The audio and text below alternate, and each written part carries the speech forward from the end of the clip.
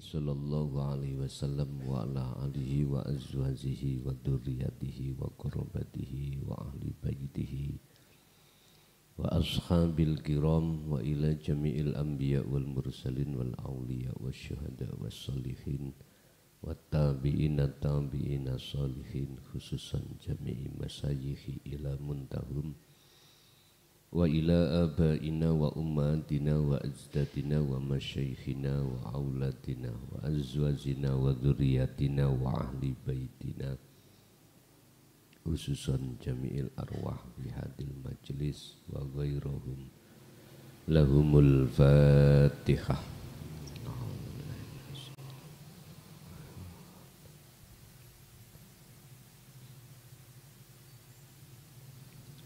Bismillahirrahmanirrahim. Hamda yuwafi ni'amahu wa yukafi majidah. Ya Rabbana lakal hamdu kama yanbaghi li jalalih. Asyhadu an la ilaha illallah wa asyhadu anna Muhammadan abduhu wa rasuluh. Allahumma salli wa sallim wa barik alaihi wa ala alihi wa ashabihi ajmain, amma ba'd.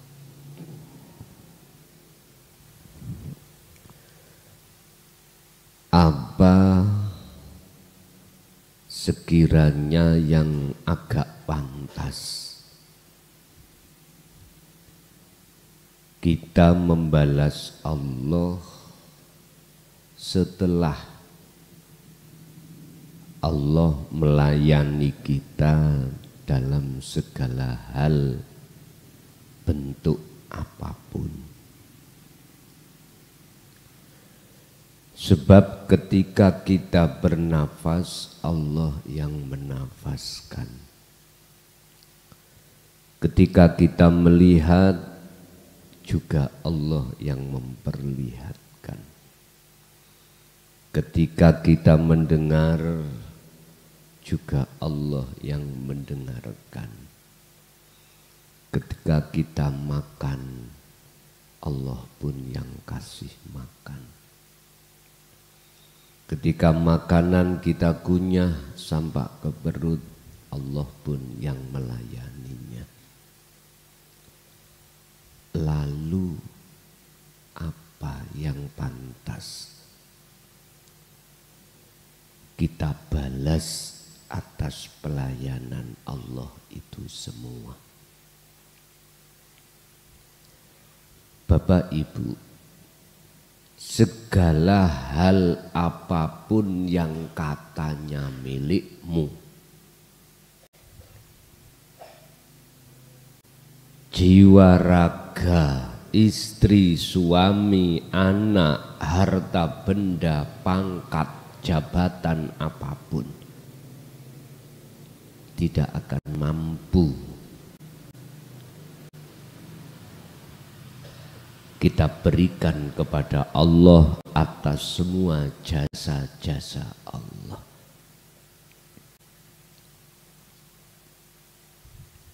Ini fakta. Justru banyak di antara manusia yang mengakui apa yang Allah sudah layani itu diakui dirinya sendiri. Fabi ayyi ala'i rabbikuma tukadziban. Nikmat apalagi yang kau dustakan? Padahal semua apa yang terjadi pada diri kita itu semata-mata atas pelayanan Allah. Hartaku, pangkatku, jabatanku, semua kita akui. Berarti selama ini bukan kita itu bersyukur, kepada Allah malah mengingkari. Terus umpama jenengan sing dadi Allah niku piye? Umpama jenengan dadi Allah, Allah dadi jenengan, kira-kira jenengan gak ngamuk-ngamuk. Jelas ngamuk-ngamuk.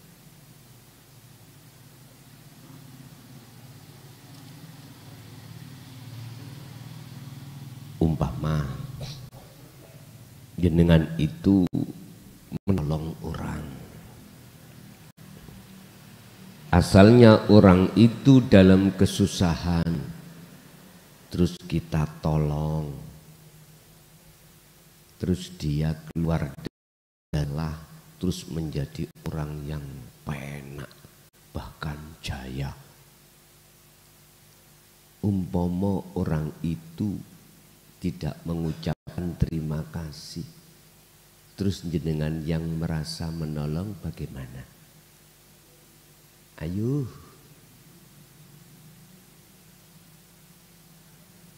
jelas hati kita akan marah-marah. Itu namanya kata peribahasa kacang lupa kulitnya, kok lenjarannya ini.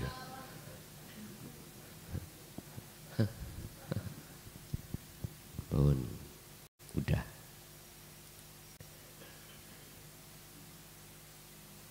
Apa yang pantas, yang mestinya, padahal tidak bisa membandingi atas jasa Allah, agak pantas gitulah. Apa yang mestinya harus kita ucapkan terima kasih atau matur suwun? Apa bahasa matur suwun, bahasa syukur itu bagaimana? Apa cukup kita membaca alhamdulillah? Gak cukup. Allah sudah menegaskan dalam satu ayat, aku tidak akan menciptakan jin dan manusia kecuali hanya untuk mengabdi atau menyembah. Bahasa ngabdi atau menyembah itu janganlah kau fahami hanya di dalam sholat 5 waktu saja. Enggak. Semua waktu, detik per detik. Makanya kemarin saya katakan tentang ibadah. Ibadah itu ada macam dua, mahdhuf dan ghairu mahdhuf. Murni dan tidak murni. Keduanya ini harus Anda jadikan sebagai pengabdianmu terhadap Tuhanmu. Terus bagaimana caranya Anda ngabdi dengan benar? Baik ketika ibadah murni, sholat, zakat, poso, haji, maca Quran dan lain sebagainya, dan yang tidak murni jenengan iki makan, masak, minum, kerja, aktivitas apapun. Bagaimana caranya di situ akan menjadi nilai pengabdian? Akhirnya Allah turunkan ajaran supaya jenengan bisa ngabdi dengan benar. Terkait hal itu maka bukalah dalam surah At-Taubah ayat 128 dan 129. Dua ayat dari surat yang terakhir. Dua ayat yang terakhir dalam surat At-Taubah.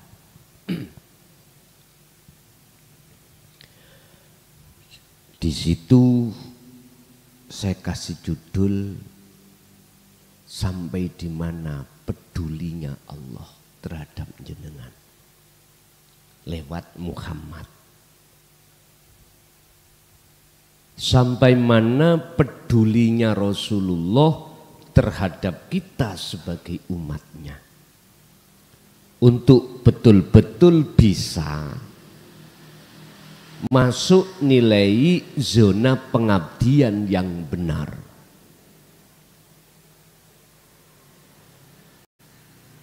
Cara Anda ngabdi pada Allah, nyembah pada Allah sebagai Tuhanmu itu waktu sholat, zakat, puasa, haji, dan di luar aktivitas itu bagaimana caranya. Laqad ja'akum rasulun min anfusikum, sungguh telah datang terhadapmu seorang rasul dari kalanganmu sendiri. Kalanganmu sendiri ini kalau kita bicara manusia, berarti rasul itu dari unsur manusia kalangan. Nek jin ya jin, katanya. Duduk menungso gurune jin, katanya. Ini bahasa proses. Siapa yang dimaksud? Wahuwa ibnu Abdillah, yaitu kanjeng Nabi. Yes. Kalau ini diteruskan seorang Rasul utusan Allah, siapa? Itulah sebagai penerus ajaran Rasulullah. Lah itu dari kalanganmu sendiri. Berarti maksud kalanganmu sendiri orang Indonesia, berarti ini nanti yang diutus Allah ya orang Indonesia. Mengapa demikian? Harus kalangan sendiri. Dalam ayat lain Allah katakan supaya kau itu paham dari bahasanya yang disampaikan itu. Kita orang Indonesia, gak mungkin utusan yang datang itu dari kalangan orang Arab. Kita gak bisa bahasa Arab. Orang Arab ngomong, ansitu wasma'u wa anti uruh, gak paham apa iku.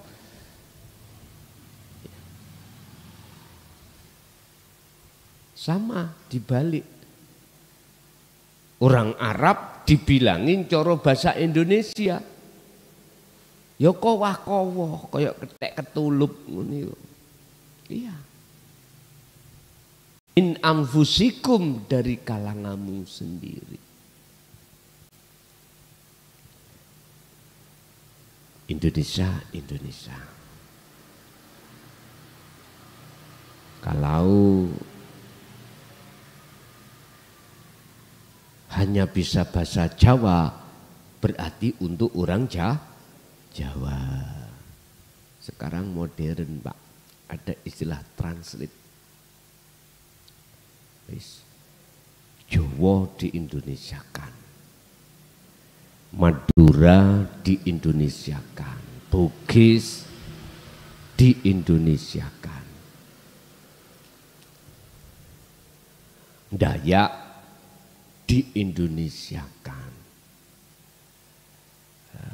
Palembang juga begitu.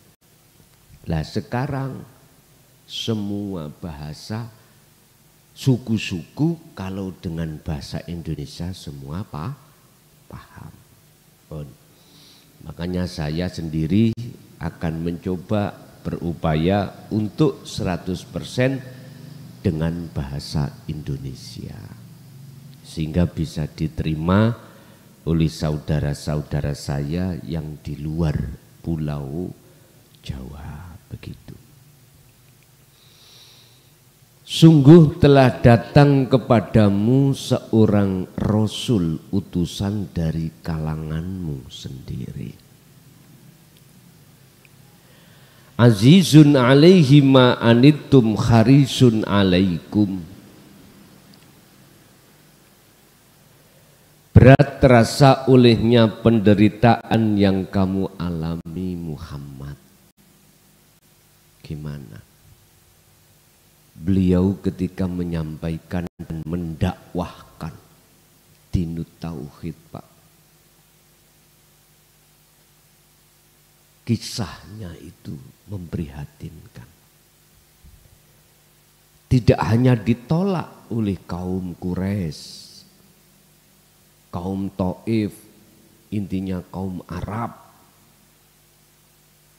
Kita kalau melihat sejarah. Dan juga tidak hanya ajaran Rasulullah dikatain sebagai ajaran yang menyesatkan. Mereka-mereka yang tidak mau menerima itu. Tidak hanya itu. Bahkan siksaan terhadap beliau bertubi-tubi yang beliau rasakan. Tidak hanya itu, bahkan pengikutnya Rasulullah, para sahabat yang mengikuti, para umat yang mengikuti beliau, beliau intimidasi, beliau siksa. Azizun alaihi ma anittum. Berat yang beliau rasakan. Kalau kami sendiri, sejarah kisah yang ku alami gak sebanding dengan apa yang dialami oleh baginda Rasul. Gak sebanding sama sekali. Kami sudah dipanggil anjing, dipanggil babi. Ajaranku, ajaran yang ku sampaikan, roti rasa tai, udah. Hanya begitu.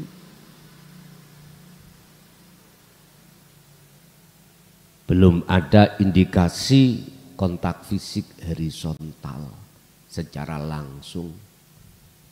Berarti tidak ada apa-apanya. Penderitaan yang Rasulullah terima pada saat itu dengan apa yang aku alami. Dulu beliau tidak ada onta, kuda, jalan kaki, Pak. Saya numpai roda 4. Luput roda 4, roda 2. Lah iya dah. Jalan kaki kalau dari rumah ke sini.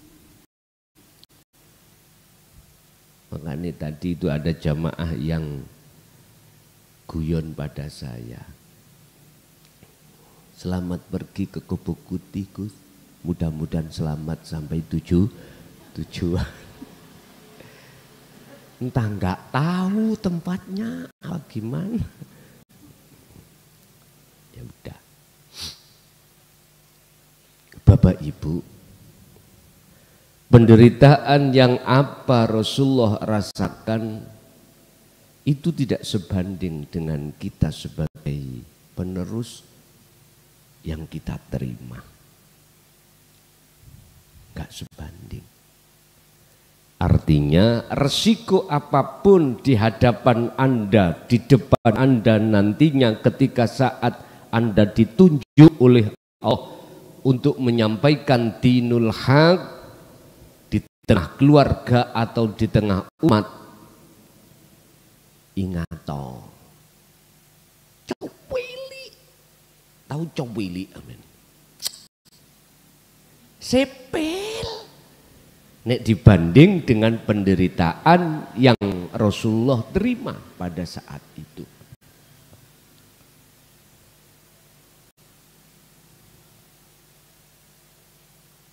Jangan heran dalam satu kaum itu ada tokoh.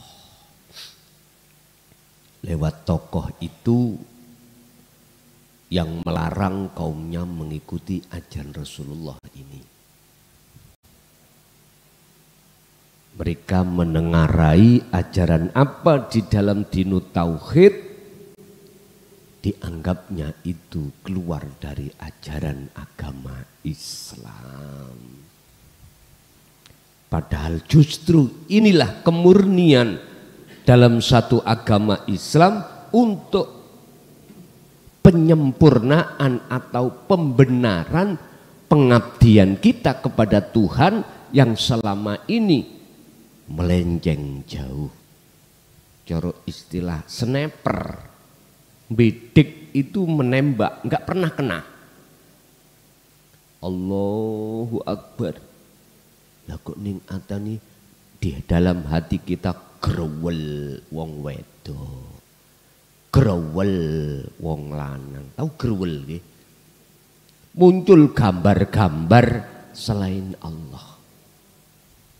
Pekerjaan, teman, atau yang lainnya.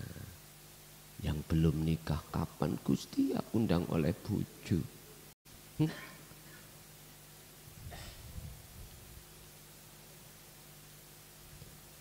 Nek pacari mulih ngono kapan ndang balik.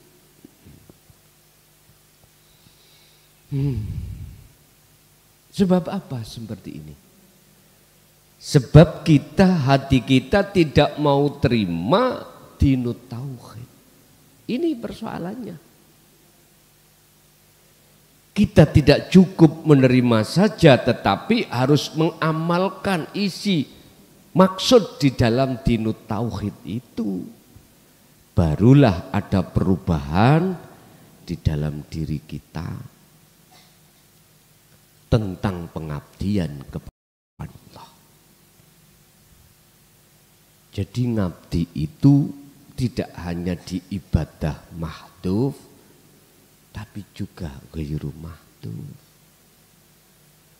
Sebab Gusti Allah itu tidak hanya di masjid saja, tidak hanya di tempat ketika kita mentasarufkan harta ini berupa zakat, tidak hanya di Mekah sana haji, tidak.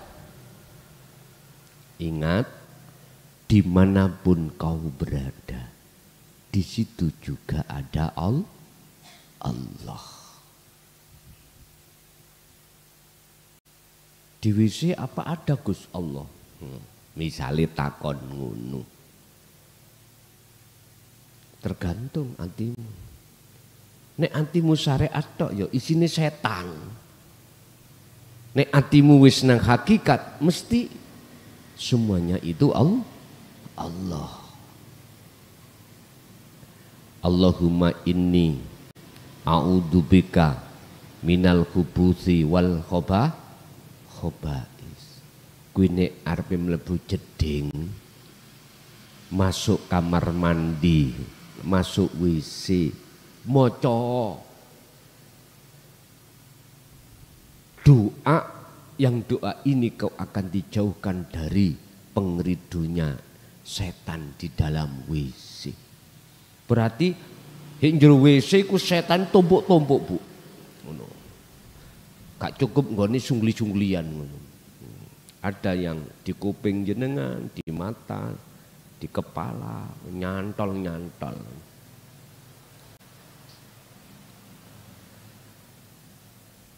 Terserah kau beriman yang bagaimana. Iman adanya Allah atau iman adanya selain. Monggo silakan. Bil mu'minina raufur rahim. Rasulullah itu guru-guru kita itu. Olehnya beliau itu mengutamakan kepentingan umat di atas kepentingan pribadinya menginginkan supaya kau beriman, imanmu benar. Menginginkan bagi kamu sekalian sebagai umat supaya selamat.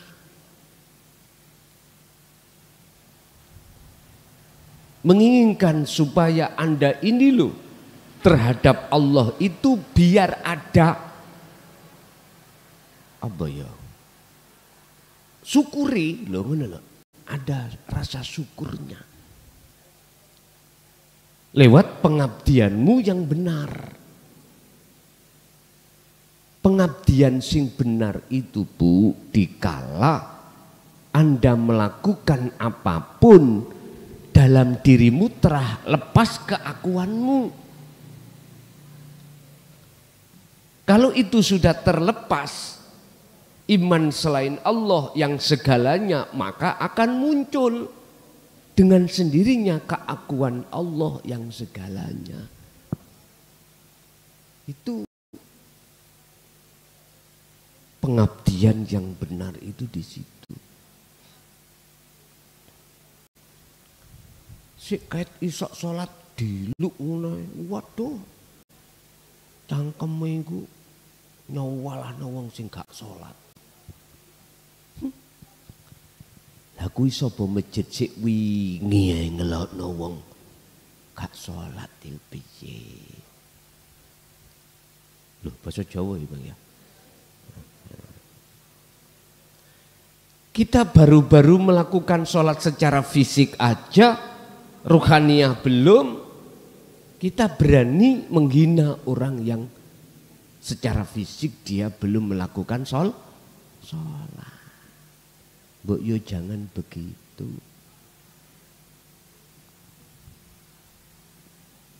Kayak bener-bener dewe.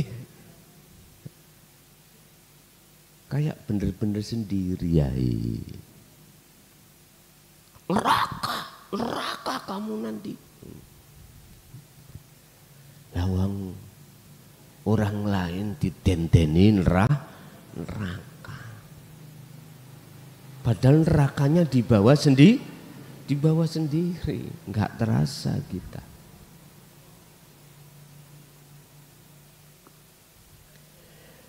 Beliau sangat menginginkan keimanan dan keselamatan bagimu, baik dunia lebih-lebih akhirat.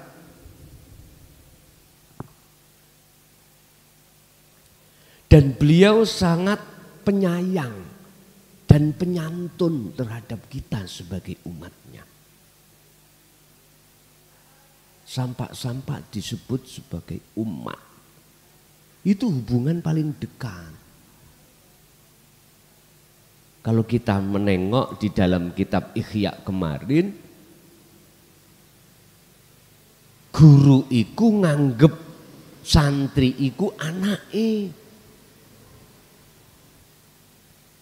Berarti kan hubungan paling dekat toh Pak Bu antara orang tua dengan anak. Raufur Rahim. Kasih sayang penyantun. Bentuknya apa? Rela dia menderita, dicaci, dimaki, bahkan dikatakan sesat oleh orang lain demi kita sebagai pengikutnya yang semata-mata biar selamat dunia akhirat. Iku konteks dengan bahasa dohiriyah. Bahasa syariat. Konteks bahasa hakikat. Beliau tidak mengenal waktu dan tempat. Selama beliau itu ada waktu untuk menyampaikan, pasti beliau sampaikan. Waktu demi waktu dicurahkan untuk kepentingan umat. Soroyo opo bengi enak-enak kelon. Beliau keloyongan menyampaikan ajaran-ajaran ini. semata-mata supaya imanmu betul-betul menjadi iman yang ihsan. Pengabdianmu kepada Allah yang asalnya itu masih melenceng jauh dari koordinat, biar 100% benar di mata Allah. Jadi bentuk kasih sayang beliau terhadap kita, dia mementingkan kepentingan umat di atas kepentingan keluarga atau pribadi. Fa in tawallau, apa yang terjadi? Fa in tawallau, mongko tatkalani nolak alias mengu mereka dari sisimu Muhammad. Fa in tawalau, maka jika mereka berpaling dari keimanan atau berpaling dari ajaranmu Muhammad, fakul, mongko cukup katakan hasbiyallahu la ilaha illa huwa. Katakan Muhammad, cukuplah Allah bagiku, tiada Tuhan yang kusembah kecuali Dia. Artinya, jikalau kaum umat ini menolak ajaran dinut tauhid ini, cukup kamu lurus aja beriman, menyembah, ngabdi hanya pada Dia. Dia siapa? Dia ana yang ada di dalam hatimu. Cukup Dia saja.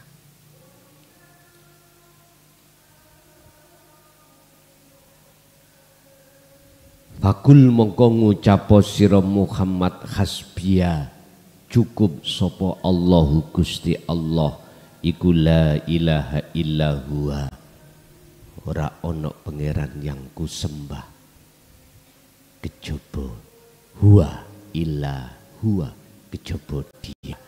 Dia bahasanya coba. Tapi kalau ini diterjemahkan Dia diganti anta atau ana, itu nggak usah disebut. Yes, keakuan Allah itulah yang harus kau konsekuensikan. Artinya segala hal apapun, iki tumindaknya, iki prakteknya, segala hal tindakan apapun, hatimu harus lepaskan diri yang merasa melakukan. Dengan begitu akan muncul keakuannya Allah. Inilah maksudnya la ilaha illa huwa, itu di situ. Alaihi, ku tetep ingatase Allah. Tawakal tu wistah pasrah siro, pasrah sopo ingsun Muhammad. Hanya kepada Allah aku kan. Jadi apa yang timbul dan muncul di dalam kaum yang menolak, serahkan pada Allah. Anda jangan memaksakan kehendak supaya mereka beriman dan mengikuti jenengan, jangan. Sebab ingat, tugasmu hanya menyampaikan saja. Tidak ada yang lain. Hak untuk memaksakan diri supaya beriman, percaya terhadap apa yang kau sampaikan, itu tidak ada tugas dalam dirimu. Tugasmu hanya ini lakum minhu nadhirum mubin. Menyampaikan, mengingatkan, menasehati, memperingatkan.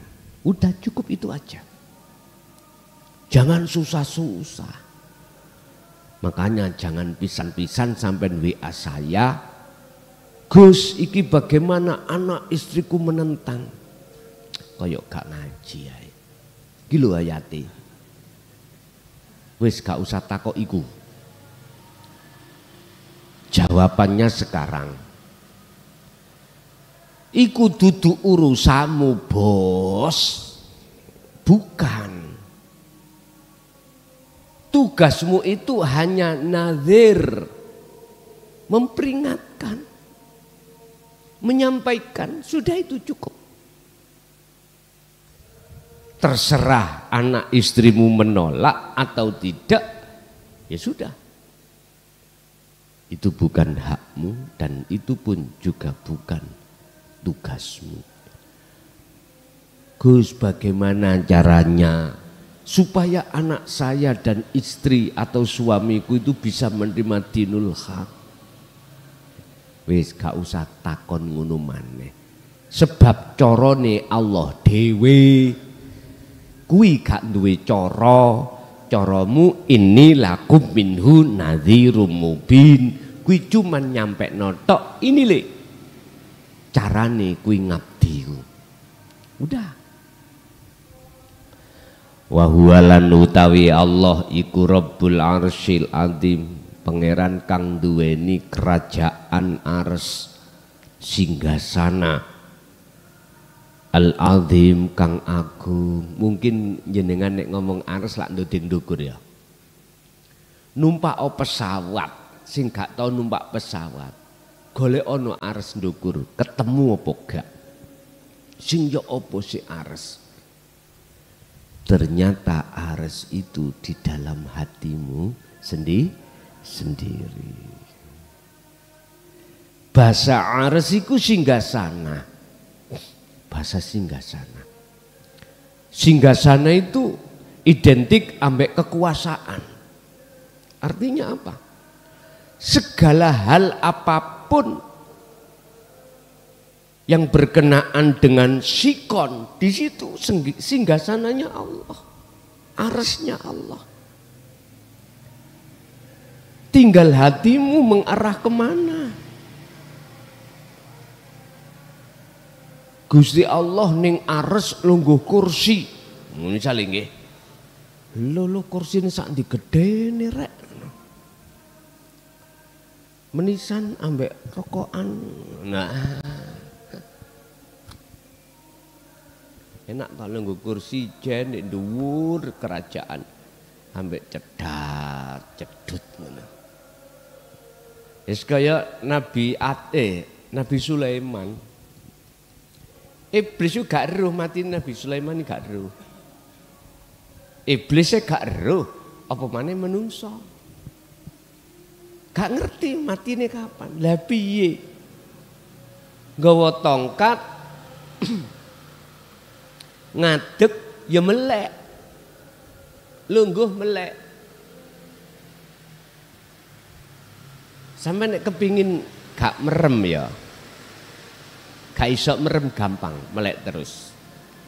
Ganjelen motomu iku ambek dhuwit apa ya apa. Genek ngene tau terus. Engko lak gak turu.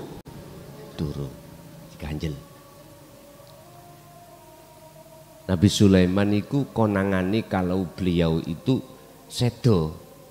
Tongkate iki dipangan rayap. Jegluk rutuh lah ya.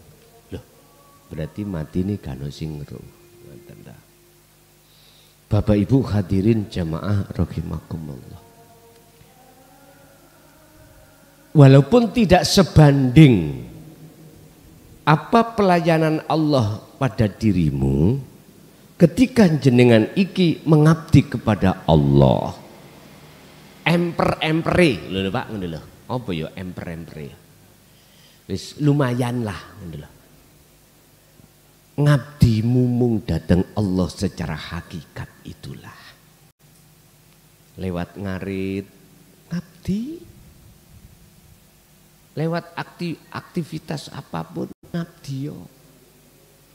Nah disitulah gunakanlah waktu demi waktu sisa hidupmu supaya bermanfaat kepada Allah. Bagaimana? Ngabdi, ngabdi dan ngabdi. Pun Bapak Ibu hadirin, barangkali ada yang perlu ditanyakan, monggo kami persilahkan.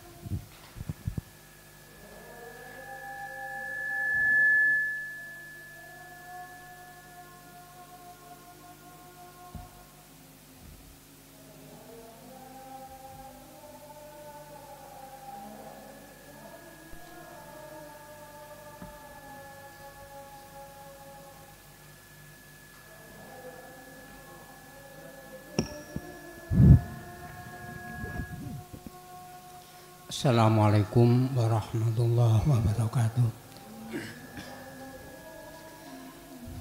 Dalem saking Kendal nami Suwardi.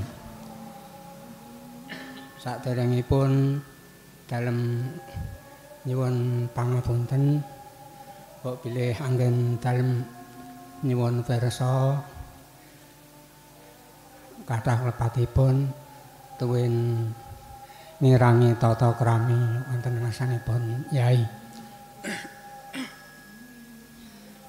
Mriki dalem badhe nyuwun pirsa nyimuti ingkang dipun dawuhaken Allah inggih menika sepindah ora susah sira nyuwun marang ingsun Allah bakal tak paringi sing luwih akeh tinimbang karo sing nyuwun menika ingkang sepindah. Lajeng kalihipun Allah dawuh ud'uni astajib lakum punika ingkang mengko werdi kapurih parek dhateng Allah. Lajeng kaping tiganipun ya menika kapurih ngabdi dhateng Allah. Lajeng ing mriki ngemuti lan gegayutan kalian antukipun salat menika ingkang mengko werdi nggih menika panyuwunan kalian muji dhateng Allah. Lah ingkang dalem napa saking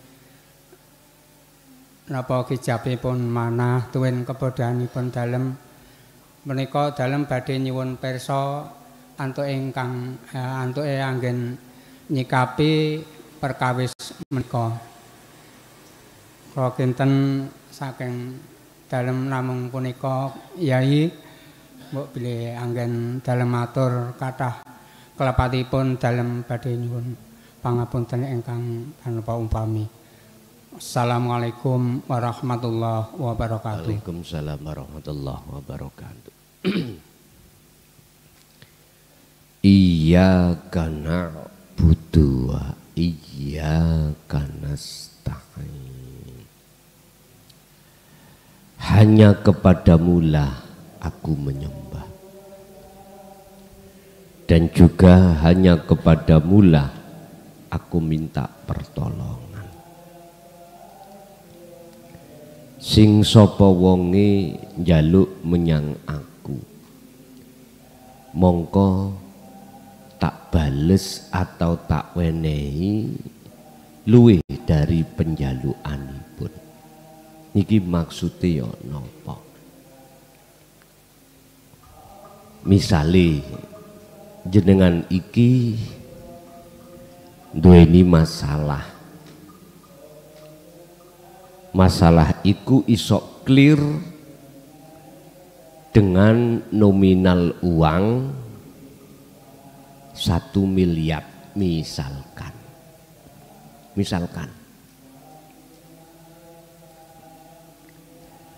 Maksud daripada Anda hanya minta pada Allah, aku iyyaka na'budu wa iyyaka nasta'in.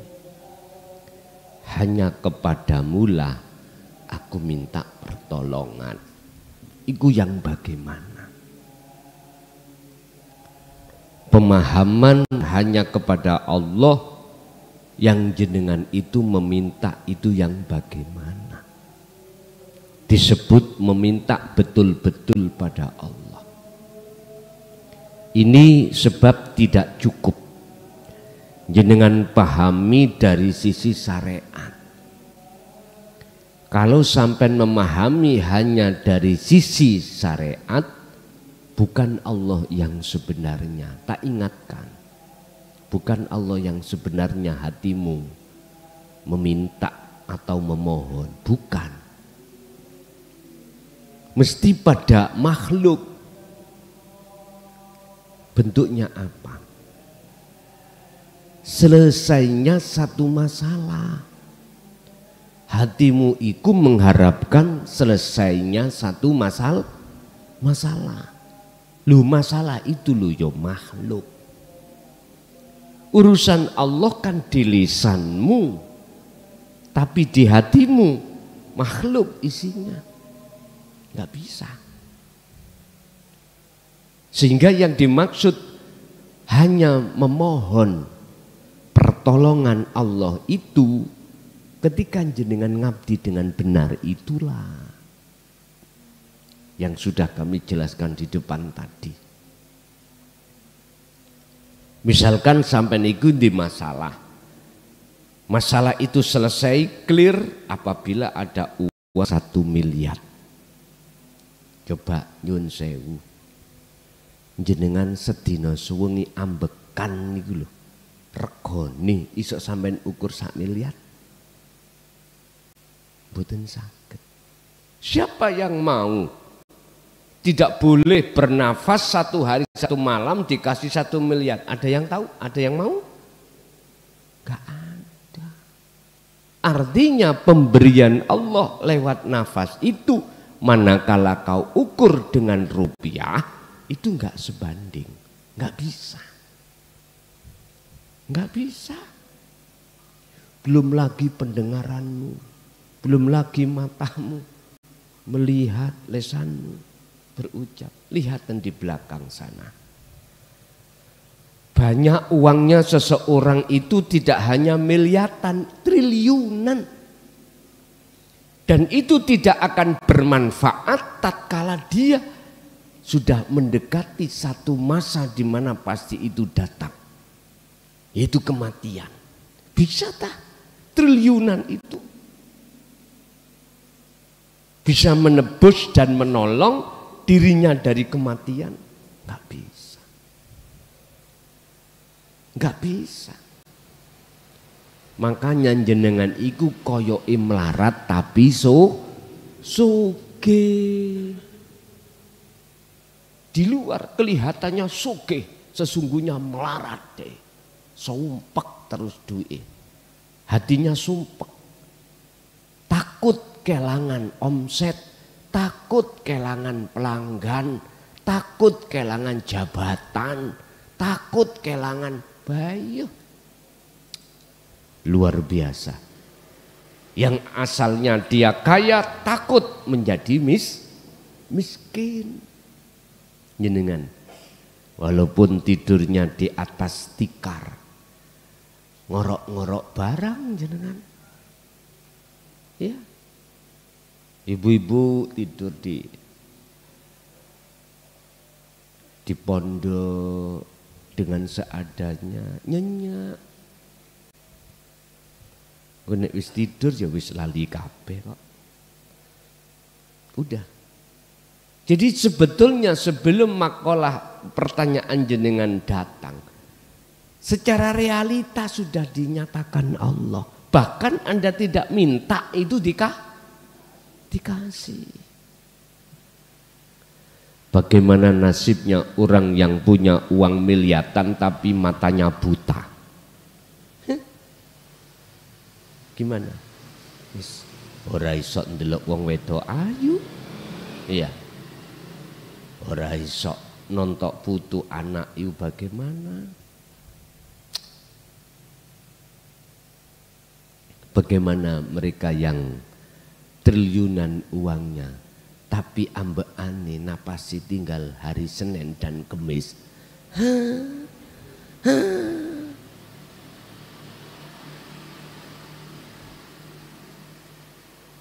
Nggak ada ukuran.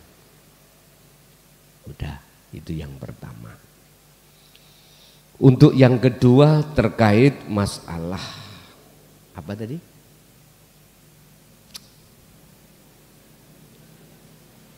Dasku nek dikon mikir pertanyaan niku pecah, wani mikir kopi.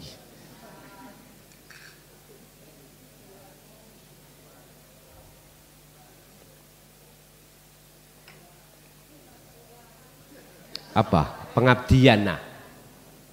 Apa? Yang kedua menika nganu udhuni astajib lakum. Foto. Udhuni astajib lakum penyuwunan ingkang mengko werdi nika kan kapurih parek dhateng Allah. Dalam arti teng mriki ingkang dalem maksud niku nggih secara pribadi nika kula pengin cinta dhateng Allah, pengin parek dhateng Allah di atas segalanya. Oh, mantap. Nika napa kapurih dipun kedah dipun suwun napa pun wis gak usah terus tak bingung sampean.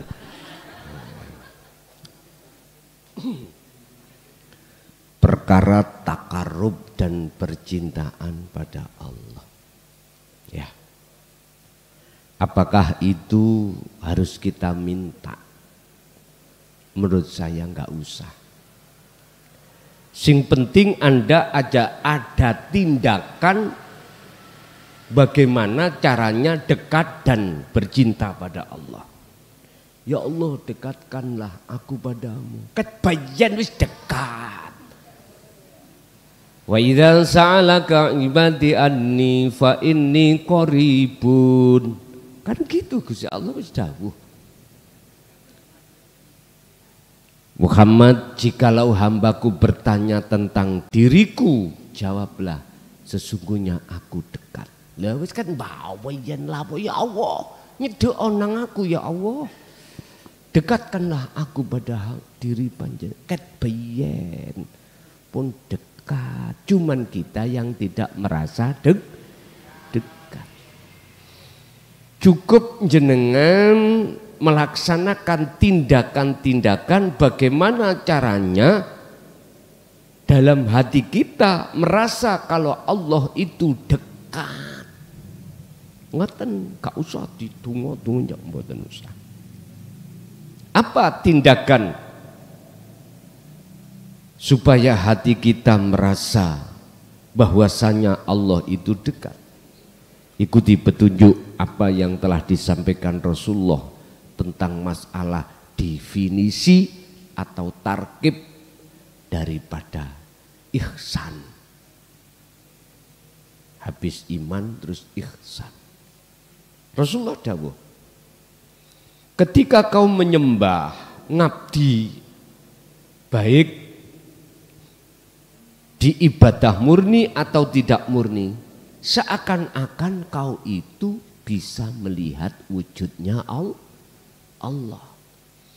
Jikalau tidak bisa, ya seakan-akan kau itu merasa selalu dilihat, berarti kembali kepada rasa.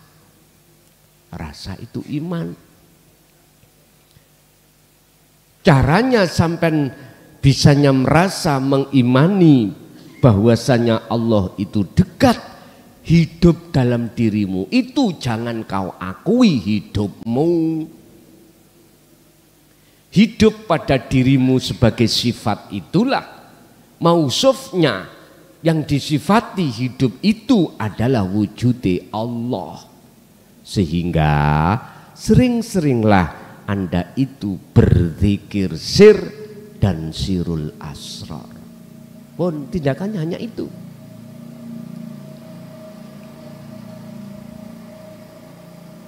Sering-seringlah kau mulai pagi sampai sore bahkan malam sibukkan hatimu berzikir sirul asrar dan didorong dengan zikir sir. Mboten apa-apa. Hanya itu tindakan, gak usah Allahumma Allahumma. Idekno aku Gusti nang jenengan. Nyedhekon jenengan nang aku. Ket biyen. Pun itu yang kedua caranya.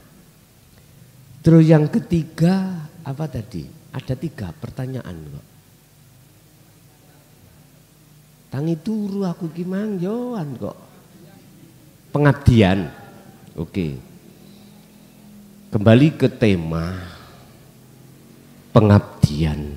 Jenengan harus tahu status jenengan. Ngabdi utawa buruh, nek cara mriki buruh. Kudu manut ambek sing ngongkon. Seberat apapun kita sebagai abdun, ketika ngabdi gak oleh cerewet. Tahu cerewet? Gak oleh gampang protes. Disuruh ngalor-ngalor, ngidul-ngidul, ngetan ngulon, berangkat. Kebanyakan kita disuruh ke barat, tapi ning ati ngraundel. Sapa sing gak iso ning ngene? Enak ngongkon tok, ora gelem nglakoni. Kono sing ngongkon-kongkon ngidul, dheweke ngalor.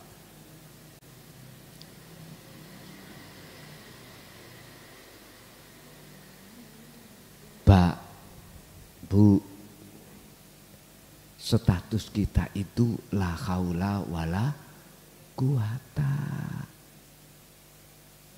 Kebanyakan protes itu gak baik. Lebih-lebih protesnya pada Allah. Lah iya ketiga kok gak ilang-ilang. Panas bulian. Kapan nandur pariku? Menungso, manusia kebanyakan itu seperti itu, Pak. Orang melok tandang ning maido. Apa bahasa maido ya?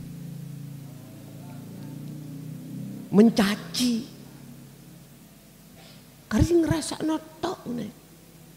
Coba Bu, jenengan masak dienak-enak. Jangan dienak-enak. Boso Pak mangan. Nyun sewu. Boso dipangan. Gak cocok ambek ati tumplek piringi. Rawami. Jenengan nelongso mboten Bu? Mesti nelongso. Akhirnya muncul kalimat, gano gunane aku tandang mulai jam 3 pagi sampai jam 6. Drotos nangis.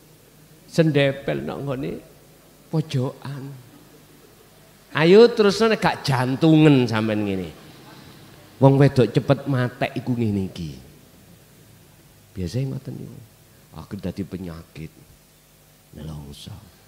Ya susah. Sama sebetulnya. Kita manusia itu dikasih rendeng. Gitu, kok rodok dawa. Kata yang punya tambak. Juret nek ngene iki. Kelem terus iwake, rugi. Nggih, sing mancing iki lho, kan ono galem.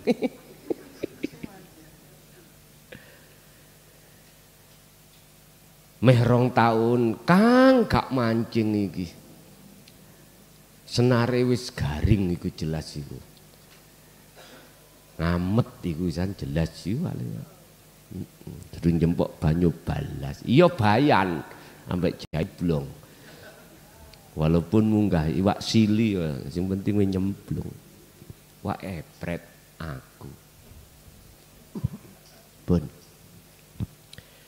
Itulah kita sebagai manusia kalau tidak ada pedoman tauhid, kita mesti maido sini nang Allah. Bagaimana ini dikatakan ngabdi? Enggak bisa. Intinya ini Pak.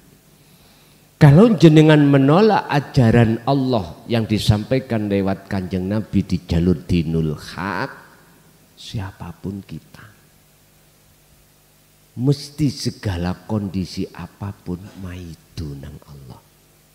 Maidu. Apalagi hal yang tidak cocok. Okay. Budal mulih trimone iwak petik oleh ya.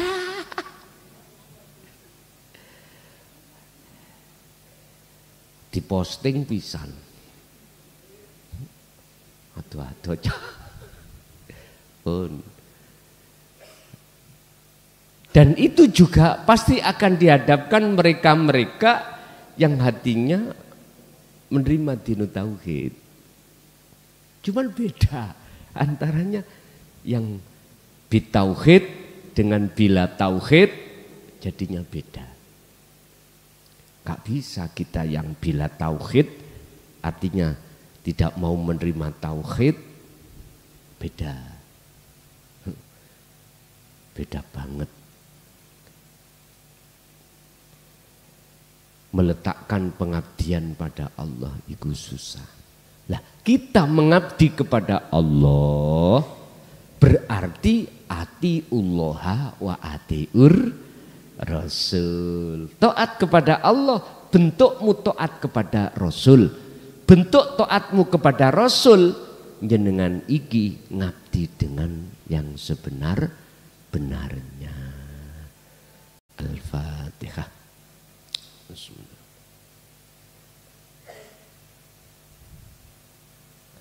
Akhirul kalam. Assalamualaikum.